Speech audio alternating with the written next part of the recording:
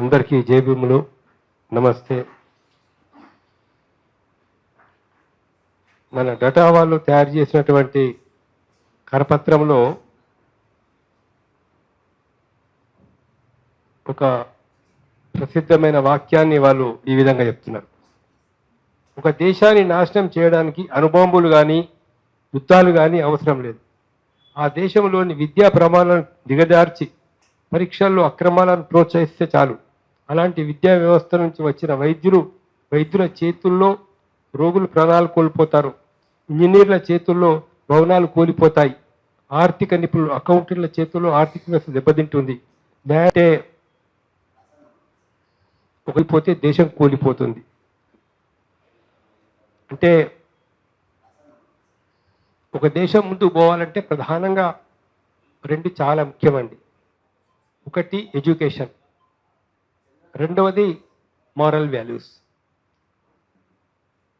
ఇవి రెండు చాలా ముఖ్యం.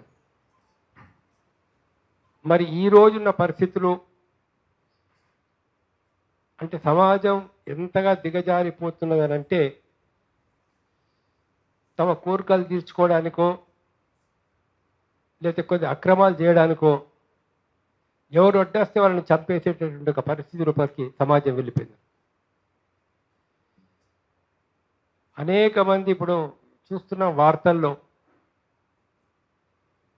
భార్యలు భర్తల్ని చంపుతున్న కేసులు చూస్తున్నాం. లేక భార్యలు ఆత్మహత్యలు చేసుకున్న సంఘటనలు, వాళ్ళే కాదు పిల్లల్ని కూడా తీసుకొని వెళ్ళి ఆత్మహత్యలు చేసుకుంటున్న పరిస్థితి. ఎందుకు ఇలా జరుగుతున్నది అంటే ప్రజలకు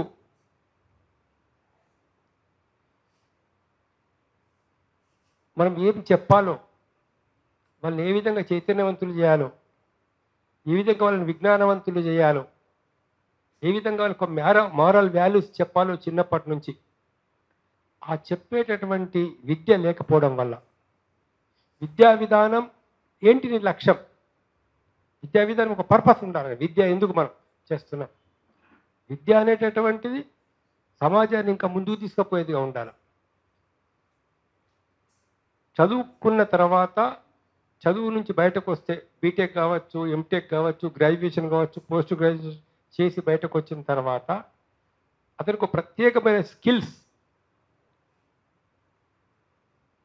అతను తన కాళ్ళ మీద నిలబడేటువంటి స్కిల్స్, సమాజం గురించి ఒక అవగాహన, కుటుంబం గురించి ఒక అవగాహన, దేశ రాజకీయాల గురించి ఒక అవగాహన. ఈరోజు బీటెక్ ఎంటెక్ చేసినటువంటి పిల్లలతోటి మనం మాట్లాడితే, లేదు హై స్కూల్ కంప్లీట్ అయిన పిల్లలతో మాట్లాడితే అసలు పూర్తిగా మన దేశం ఎటుపోతున్నదో, ఎంత వెనుకబడినో మనకు తెలుసు. కాదుగా ఇప్పుడు అట్లా పరిస్థితి ఎట్లా ఏర్పడుతుందంటే ఎవరన్నా ఒకళ్ళు మంచి కార్యక్రమాలు చేస్తానా కూడా వాళ్ళ మీద కూడా నమ్మకం లేకుండా ఉంది సమాజానికి. నిజంగా వీళ్ళు చేస్తారా, నిజంగా వీళ్ళు ముందుకు పోతారా, ఎందుకు ఆదాగా ఆ మీటింగ్ దాకా పోయి మనకు వచ్చేది ఏమున్నది, పోయేది ఏమున్నది అనేటటువంటి ధోరణి మనకు సమాజం లోపల ఎక్కువైపోయింది. ఈ విద్యా విధానం ఇలానే కొనసాగితే మరి భవిష్యత్తు ఎంత అంధకారంగా ఉంటుందో మనం ఊహించలేం, చెప్పలేం. అంటే దీనికి ప్రధానమైనటువంటి ఇవాళ చూస్తున్నాం.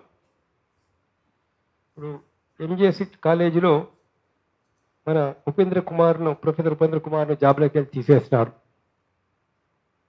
ఏంటి ఆయన చేసినటువంటి నేరం అంటే రైట్ టు ఇన్ఫర్మేషన్ యాక్ట్ కింద ఆయన కొంత సమాచారం సేకరించడం, వివిధ కాలేజీలో జరుగుతున్నటువంటి అక్రమాల గురించినటువంటి సమాచారాన్ని సేకరించడం. ఇవాళ ఆయనకు ప్రమోషన్ ఇవ్వాలా ఇవ్వద్దన్నటువంటి సమస్య ఉత్పన్నమైనప్పుడు వైస్ ఛాన్సలర్స్ ఏం చేయాలా, హెడ్ ఆఫ్ ద డిపార్ట్మెంట్స్ ఏం చేయాలా? ఒక వ్యక్తి అన్యాయానికి వ్యతిరేకంగా మాట్లాడుతున్నాడు, అన్యాయాలను బయటకు తీస్తున్నాడు అంటే అతని పక్షాన నిలబడాల. వైస్ ఛాన్సలర్ అనేవాళ్ళు అలాంటి లెక్చరర్స్ నిజంగానే అంటే మీకు కనబడతలేదా ఇక్కడ జరుగుతున్నటువంటి అన్యాయాల అక్రమాలు? ప్రైవేట్ కాలేజీలో జరుగుతున్న దోపిడీ మీకు తెలుస్తలేదా? ప్రైవేట్ కాలేజీలు ఎంత ఫీజు తీసుకుంటున్నారో మీకు తెలియడం లేదా? లేక రిజల్ట్స్ల లోపల ఎన్ని రకాల అక్రమాలు జరుగుతున్నాయో మీకు తెలియడం లేదా? మరి బాధ్యత ఎవరిది? ఎవరైతే విద్యా వ్యవస్థను ఇవాళ నడిపే పొజిషన్లో ఉన్నారో వీసీలు కావచ్చు, లేదా ప్రిన్సిపల్ సెక్రటరీ ఎడ్యుకేషన్ డిపార్ట్మెంట్ కావచ్చు, లేదా విద్యాశాఖ మంత్రి కావచ్చు, వాళ్ళకి ఎవ్వరికి ఈ విషయాలు తెలియడం లేదా? తెలిసిన తర్వాత మీరు ఏ పక్షాన ఉంటున్నారు? ఎవరైతే ఎక్స్ప్లైటేషన్ చేస్తున్నారో ఎక్స్ప్లైటర్స్ పక్షాన మీరు ఉంటారా? లేదా ఎవరి హక్కులైతే హరించబడుతున్న విద్యార్థులు కావచ్చు, లెక్చరర్స్ కావచ్చు, వాళ్ళ పక్షాన మీరు ఉంటారా అనేది వాళ్ళు తేల్చుకోవాల్సిన అవసరం ఉంది. లేదు మేము మంత్రులతో, అధికారులతో, ఈ ప్రైవేట్ కాలేజీ మేనేజ్మెంట్తో మేము మంచిగా ఉంటే మాకు లాభాలు అనుకుంటే మీరు ఆ లాభాల కోసం బతుకుతున్నారా?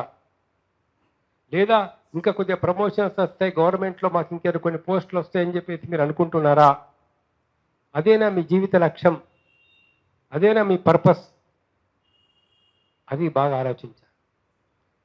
ప్రపంచంలో ఇవాళ ఏ దేశాలైతే ముందుకు పోతున్నాయో, ముందుకు పోయినాయో, చైనా కావచ్చు, జపాన్ కావచ్చు, లేదా ఇంకా కొన్ని దేశాలు కావచ్చు, అక్కడ ఏంటంటే ప్రొఫెసర్స్ అండ్ లెక్చరర్స్ చాలా ఒక ఇంపార్టెంట్ రోల్ ప్లే చేశారు ఆ దేశాలలో. విద్యార్థులు చైతన్యవంతులు తయారు చేయడం, విద్యార్థులకు ఏతుందో ఈ దేశాన్ని మార్చే శక్తి మీకు ఉందని చెప్పేసి వాళ్ళకు చైతన్యం కలిగించడం, అన్యాయాన్ని వ్యతిరేకించాలని చెప్పేసి, ఎదిరించాలని చెప్పేసి వాళ్ళకి ధైర్యాన్ని నూరు పోయడం. నిజమైన దేశభక్తి అంటే ఏంటిది? నిజమైన దేశభక్తి అంటే బొట్టు పెట్టుకోవడమా? లేకపోతే నిజమైన దేశభక్తి అయితే ఉందో మేము దేవుడి పేరు మీద మోసాలు చేయడమా? నిజమైన దేశభక్తి అంటే దేశాన్ని ప్రేమించాలా. దేశాన్ని ప్రేమించాలంటే ఈ దేశంలో ఇప్పుడు దీన్ని ముందుకు తీసుకుపోవాలంటే ఏం చేయాలి? First education, best education. మా 10th క్లాస్ ఇంటర్మీడియట్ కంప్లీట్ చేయగానే ఒక మంచి పౌరుడుగా తయారు కావాలా, శక్తి సామర్థ్యం ఉన్నటువంటి విద్యార్థిగా తయారు కావాలా. అలాంటిది ఇవాళ నిర్వీర్యమైపోయే పరిస్థితులు. వాల్యూస్ అనేది లేకుండా పోయిన తర్వాత ఇక్కడ ప్రధానంగా వీసీలు, ఎడ్యుకేషన్ డిపార్ట్మెంట్ గమనించాల్సిన విషయం అవుతుందో, అక్రమాలు జరుగుతున్నాయి లేదా ఎగ్జామినేషన్స్లో అక్రమాలు జరుగుతున్నాయి అంటే ఇంకా ఆ వ్యవస్థ కూలిపోయినట్లు. పేపర్ లీకేజ్ జరుగుతున్నది. ఎన్ని పేపర్ లీకేజీలండి? పేపర్ లీకేజ్ జరుగుతున్నది అంటే మరి ఆ పేపర్ లీకేజీ చేయడం వల్ల చాలామంది ఏమనుకుంటారు, దానిలో డిగ్రీలు కూడా మనం అక్రమ పద్ధతుల్లో వెళ్ళి సంపాదించుకోవచ్చు, లంచాలు ఇచ్చి పేపర్ తెప్పించుకోవచ్చు, కొన్ని లక్షల రూపాయలు ఖర్చు పెడితే ఏ ఎగ్జామ్ అయినా మనం పాస్ కావచ్చు. ఇక వాల్యూ ఏముంది అక్కడ? ఆ డిగ్రీకి ఒక గుర్తింపు అంటే ఎలాంటి గుర్తింపు ఇవ్వాలా? అందుకే ఇప్పుడు ఏమైపోతున్నది, అనేక విదేశీ కంపెనీలు మన వల్ల పెర్ఫార్మెన్స్ చూసిన తర్వాత ఇప్పుడు ఇంతకుముందు తీసుకున్నట్లు ఇండియా నుంచి వచ్చే విద్యార్థుల్ని తీసుకోవడానికి చాలా దేశాల ముందుకు రావడం లేదు. ఏం జరుగుతున్నది? కాబట్టి మిత్రులారా, చాలా విషయాలు ఈరోజు ఒక డెమోక్రటిక్ ఆల్ టీచర్స్ అసోసియేషన్ ఒక గొప్ప లక్ష్యంతో, ఒక మంచి లక్ష్యాలతో మీరు ఏర్పాటు చేసుకొని ఇటు లెక్చరర్స్ని, అటు విద్యార్థుల్ని, ఇటు ప్రభుత్వాన్ని మనం మేల్కొల్పడానికి, ఒక సరైనటువంటి బాట చూపించడానికి మీరందరూ కృషి చేస్తున్నారు. మరి ఈ సందర్భంగా నేను ఒకటే మన ఉస్మానియా యూనివర్సిటీ వీసీ గారికి కావచ్చు, మిగతా వాళ్ళకి కావచ్చు, ఎడ్యుకేషన్ డిపార్ట్మెంట్ వాళ్ళకు కూడా కావచ్చు, ఏతుందో ఈ ఎంజే సిటీ కాలేజీలో ఏవైతే అక్రమాలు జరుగుతున్నాయో వాటి మీద మీరు సమగ్రమైన విచారణ జరిపింది. అంటే ప్రైవేట్ కాలేజీలో పనిచేసే లెక్చరర్ అంటే ఎప్పుడంటే అప్పుడు తీసేయచ్చా? మేనేజ్మెంట్ ఇష్టం ఎవరిని తలుచుకుంటే వాళ్ళని తీసేయచ్చా? ఏ ఆరోపణలు చేసేసి తీసేయవచ్చా? ఇంకా ఉద్యోగ భద్రత ఎక్కడుంది? మరి ఉద్యోగ భద్రత లేనప్పుడు రైట్ టు లైఫ్ ఎక్కడ ఉంది? అసలు రైట్ టు లైఫే పోతున్నది అక్కడ. అంటే ఏంటిది? మనం కూడా పిరికి పందలుగా మారిపోయి మేనేజ్మెంట్ ఎట్లా చెప్తే అట్లా నోరు మూసుకొని కూర్చోండి. ఎన్ని అన్యాయాలు జరిగినా, అక్రమాలు జరిగినా ఏ వేటిని కూడా గురించి మనం మాట్లాడకుండా ఉండి ఎవడి ప్రయోజనం వాడు చూసుకుంటే చాలు. Don't think about society or don't think about corrupt practices. అవి మనమేం మీకెందుకు? అసలు నాకు ఏదో డిస్కషన్ టైంలో చెప్తా ఉన్నారు, మన ఉస్మానియా యూనివర్సిటీ వీసీ గారు కూడా పిలిచి మనకు ఈ లెక్చరర్స్ తోటి ఉపేంద్ర కుమార్తో మిగతా వాళ్ళతో నువ్వు ఏదో ఆర్టీఐ కింద అప్లికేషన్లు పెట్టి తీసుకుని కంప్లైంట్ ఇన్ఫర్మేషన్ అడుగుతున్నట, అవే నిన్ను విత్డ్రా చేసుకో అంటే విత్డ్రా చేసుకోవడం ఎవరి కోసం విత్డ్రా చేసుకోవాలా? ఆయన చేసిన తప్పేంటిది? అక్రమాలు అన్యాయాలు జరుగుతూ ఉంటే వాటి గురించి కొంత ఇన్ఫర్మేషన్ సేకరించి దీని మీద చర్యలు తీసుకోమని చెప్పడం అనేటటువంటిది. దాన్ని నువ్వు వ్యతిరేకం చేస్తున్నావు అని అంటే నువ్వు ఎవరి ప్రయోజనాల కోసం మీరు పనిచేస్తున్నారు? ఎవరి ఇంట్రెస్ట్ కోసం మీరు పనిచేస్తున్నారు? ఇది చాలా ఆందోళన కలిగించే విషయం అంట. ఎందుకంటే ఆల్రెడీ అన్ని డిపార్ట్మెంట్లు పోయినాయి. 90% పోలీస్ డిపార్ట్మెంట్లో కరప్షనే, రెవెన్యూ డిపార్ట్మెంట్లో కరప్షనే, ఫుడ్ అడల్టరేషన్ డిపార్ట్మెంట్లో కరప్షనే, పొల్యూషన్ కంట్రోల్ బోర్డులో కరప్షనే. కరప్షన్ లేనటువంటిది ఏ డిపార్ట్మెంట్ ఇక్కడ భారతదేశంలో కనబడదు. చివరికి ఏంటంటే దేవుడి పేరు చెప్పి కూడా అవుతుందో దొంగతనాలు జరుగుతూ ఉంటే ఏం చేయాలి? అరే రామ మందిర నిర్మాణం అని ప్రతి పల్లె నుంచి డబ్బులు తీసుకున్నారు, ప్రతి అపార్ట్మెంట్ కాంప్లెక్స్ నుంచి డబ్బులు తీసుకున్నారు.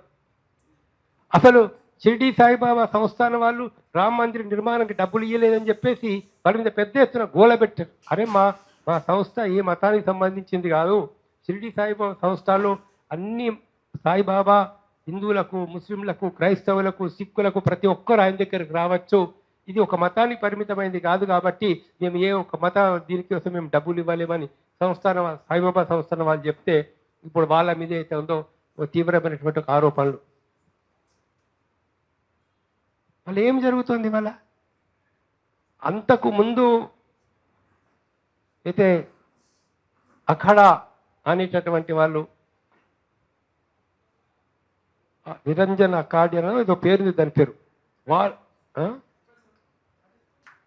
వాళ్ళు ఏదైతే జరుగుతున్నదో రామ మందిరం లోపల అక్రమాలు ఎప్పుడు దాదాపు 20-25 ఇయర్స్ బ్యాక్ నుంచి కూడా ఇలాంటివి జరుగుతున్నాయని చెప్పేసి వాళ్ళు చెప్పారు. ఆ రోజుల్లోనే ఆయన 1400 కోట్ల రూపాయల వరకు ఫ్రాడ్ జరిగిందని చెప్తే ఆయన తర్వాత హత్య చేశారు.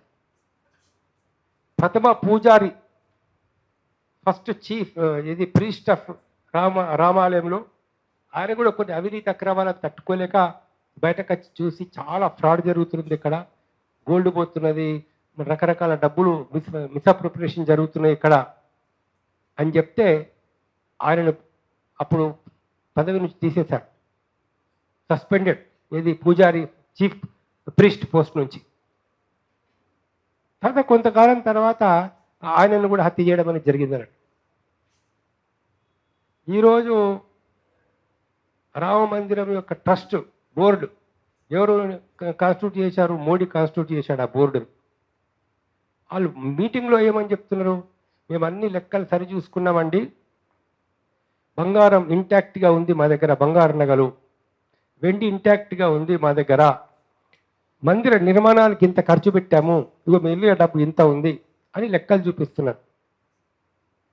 మరి ప్రభుత్వం ఏర్పరిచిన సిట్ వాళ్ళు ఏమని చెప్తున్నారు? మేము 8 మందిని పట్టుకున్నాము, ఒక వ్యక్తి దగ్గర 72 లక్షలు రికవరీ అయింది, కొంతమంది దగ్గర బంగారం దొరికింది, మాకు బంగారు నగలు దొరికినాయి. ఆ ఇన్వెస్టిగేషన్లో మాకు తేలింది బంగారు నగలను బంగారు బిస్కెట్లుగా మార్చి అమ్ముకున్నారని చెప్పి తెలిసింది అని చెప్తారు.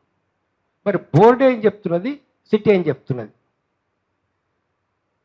బోర్డు ఏమని చెప్తున్నది, ఎన్నో నెలల నుంచి సీసీటీవీ కెమెరాలలో ఎవడెవడు దొంగతనం చేసినాడో ఆ రికార్డ్ అయి మాకు దొరుకుతున్నది, ఆ బేసిస్ మీద మేము ఇన్వెస్టిగేషన్ చేస్తున్నామంటున్నారు.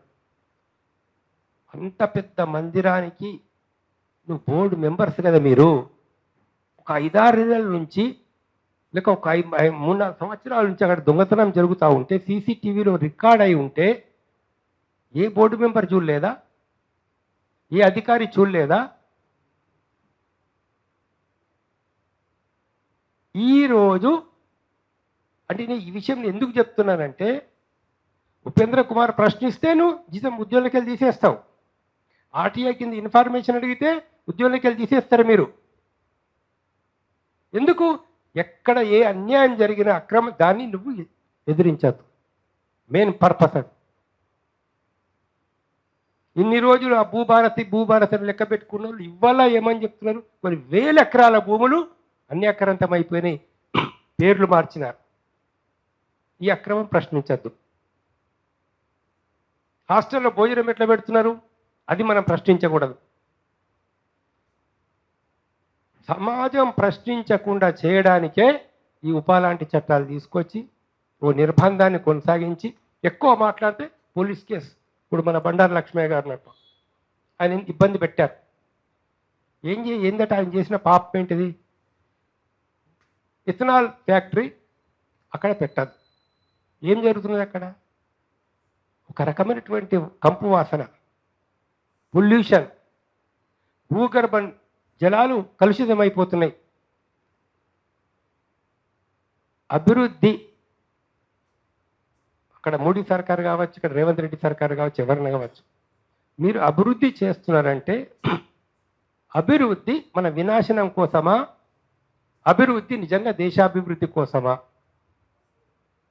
అది మీరు నిర్ణయం చేసుకోవాలి. ఇప్పటికే వాతావరణ కాలుష్యం మొత్తం పోయింది.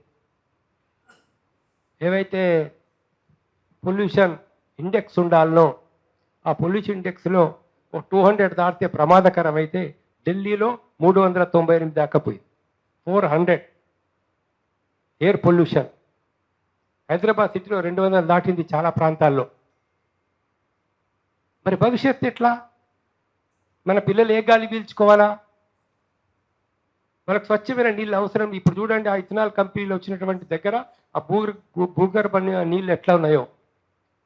ప్రకృతి నాశనం అయిపోతున్నది, గాలి కాలుష్యం అయిపోతున్నది, నీళ్లు కాలుష్యం అయిపోతున్నాయి, రాజకీయాలు టోటల్ మొత్తం అవినీతిమయం కాలుష్యం అయిపోయింది. కళ్ళ ఎదుట ఇప్పుడు కళ్ళ ఎదుట ఇంత అక్రమాలు జరుగుతూ ఉంటే ప్రశ్నించకూడదు. ప్రశ్నించే వాళ్ళని మేము సహించము అని ఒక దుర్మార్గమైన మనస్థితి లోపల ఇవాళ కేంద్ర రాష్ట్ర ప్రభుత్వాలు పనిచేస్తున్నాయి. కాబట్టి మీరు ఏదైతే ఒక న్యాయం కోసం పోరాడుతున్నారో, DATA democratic all teachers association మిమ్మల్ని అభినందిస్తూ, కష్టం వచ్చినా నష్టం వచ్చినా దయచేసి ధైర్యంగా నిలబడండి. ధైర్యంగా నిలబడండి. మీరు ధైర్యంగా ఉద్యమాలు చేసినప్పుడే మిగతా వాళ్ళకి మీ మీద కాన్ఫిడెన్స్ అనేది వస్తుంది. కాన్ఫిడెన్స్ ఎందుకు ఇవాళ కాన్ఫిడెన్స్ రావడం లేదనంటే, ప్రతి ఒక్కడు కరప్టే. ఎస్సీ పేరు చెప్తాడు, బీసీ అక్కడ మోడీ దగ్గరకు పోయి కూర్చొని బీజేపీ సిద్ధాంతాన్ని బలపరుస్తాడు. నువ్వు నిజమైన దళితులకు ఎట్లా న్యాయం జరుగుతుంది? ఏం చేస్తున్నారు మీరు ఇక్కడ అంటే? అక్కడ వాల్యూస్ ఎక్కడైతే లోపిస్తున్న సమాజం లోపల ప్రజలకు నాయకుల మీద విశ్వాసం లేకుండా పోతారు. కాబట్టి ఒక వాల్యూస్తో పాటు మీ ఆర్గనైజేషన్ నడుపుతున్నారు, ఇంకా నడపండి. అందులో మీరు ఎన్ని కష్టం వచ్చినా నష్టం వచ్చినా అక్రమాల అన్యాయాలను మటుకు ఎదిరిస్తూ ఉండండి. దాని లోపల వస్తాయి కొన్ని ఇబ్బందులు, కొన్ని ప్రాబ్లమ్స్ వస్తాయి, కానీ తాత్కాలికమే. దానిలో ఉద్యమాలు బలపడిన తర్వాత ఒకనొకప్పుడు మీలాంటి భావాలు ఉన్న వాళ్ళే అధికారంలోకి వచ్చే అవకాశం కూడా ఉంటుంది. ఈ కూలిపోయే ప్రభుత్వాలే సరే ఎంతకాలం పదవిలో ఉంటారు, అక్కడ వాళ్ళు ఎంతకాలం పదవిలో ఉంటారు, వీళ్ళు ఎంతకాలం ఇక్కడ పదవిలో ఉంటారు అనేది వేరే విషయం. కానీ ఇక్కడ ఇప్పుడు కేంద్రంలో అధికారంలో ఉన్న వాళ్ళు కానీ, రాష్ట్రంలో అధికారంలో ఉన్న వాళ్ళు కానీ అవినీతిని అరికట్టలేరు, నిరుద్యోగం పోగొట్టలేరు, రైతులకు గిట్టుబాటు ధర ఇవ్వలేరు, సమాజంలో కల్తీ వ్యాపారాన్ని అరికట్టలేరు, ఎందుకంటే బ్లాక్ మనీ బయటకు తీసుకురాలేవు, అందులోనే మునిగి తేలుతున్నారు వాళ్ళు. కాబట్టి కేవలం అవినీతి మీదనే వాళ్ళు పెంచి పోషించి యూత్ మైండ్ అంతా కూడా చెడగొట్టేసి ఇవాళ సమాజాన్ని నాశనం చేస్తున్నారు, ప్రజాస్వామ్య విలువలు లేకుండా చేస్తున్నారు. అందుకని చెప్పేసి సరే వేమన గారు ఎప్పుడో చెప్పారు, కులము గలుగువాడు గోత్రము గలవాడు విద్య చేత విర్ర వీగువాడు పసిడి గలుగు అని బానిస కొడుకు అని చెప్పారు.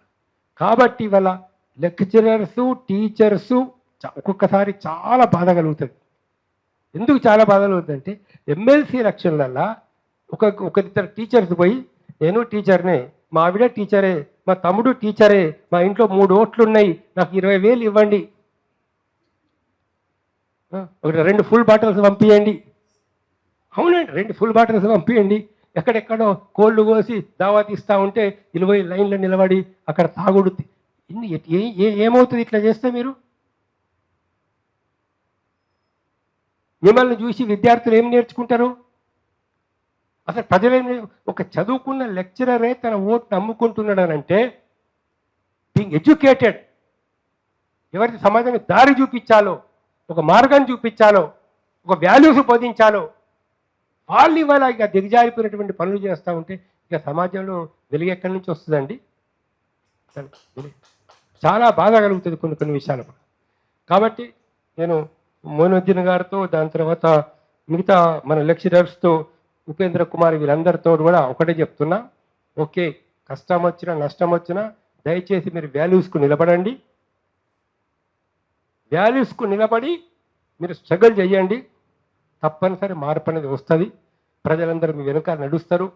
విద్యార్థులు కూడా, విద్యార్థి సంఘాలు కూడా మీ వెనకాల వస్తాయి ఒకరోజు లేకపోతే ఒకరోజు. కాబట్టి మీ ధైర్యంగా న్యాయ పోరాటాన్ని కొనసాగించాలని చెప్పి కోరుతూ నాకు అవకాశం ఇచ్చినందుకు ధన్యవాదాలు. Thank you sir.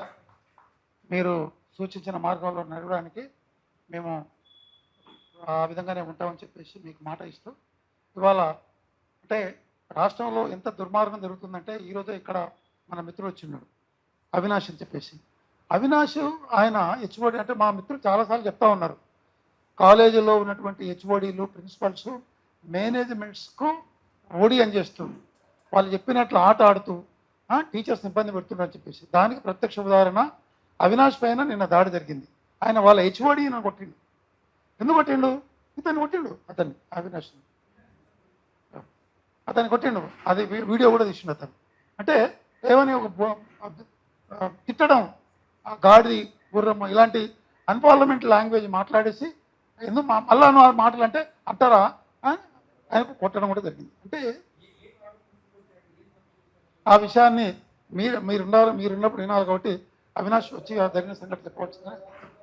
ఎందుకంటే ప్రైవేట్ మేనేజ్మెంట్స్ ఇక్కడ ఒక విషయాన్ని, ఎందుకు ఈ విషయాన్ని తీసుకొస్తున్నాం అంటే ప్రైవేట్ మేనేజ్మెంట్స్ ఏవైతే ఉన్నాయో ఇక్కడి లోకల్ వాళ్ళని కాదని బయటి వాళ్ళని తీసుకొచ్చి, వేరే రాష్ట్రం వాళ్ళని తీసుకొచ్చేసి అడ్మినిస్ట్రేటర్ పెట్టుకుంటున్నారు. వాళ్ళు ఏం చేస్తారంటే ఇప్పుడు లోకల్ వాళ్ళు అయితే ఏంది, నాకు శాలరీ తక్కువ ఉంది, లేకపోతే ఇది ఎందుకు ఉంది అని అడుగుతారు. ఆ బయటి వాళ్ళు ఎక్కడి నుంచో వస్తాడు, కేరళ నుంచో లేకపోతే తమిళనాడు నుంచో లేకపోతే ఆంధ్రప్రదేశ్ నుంచి వచ్చిన వాడు ఇక్కడ కిమ్ము అనుకుని ఉంటాడు. వాళ్లకు పొజిషన్స్ ఇచ్చేసి ఇక్కడ వాళ్ళ గొంతు నొక్కుతున్నారు. దీన్ని కూడా మీరు వినాలి, మీరు మాట్లాడవచ్చు. సారు మన విజయ్ గారు, ప్రొఫెసర్ విజయ్ సెటిల్ యూనివర్సిటీ నుంచి సార్ మనకు ఈ డాటా ప్రోగ్రాంలో మనకు ఉద్దేశించి మాట్లాడడానికి వచ్చిండ్రు. సార్కు స్వాగతం చెప్తున్నాము. ఇప్పుడు మీరు మాట్లాడారు.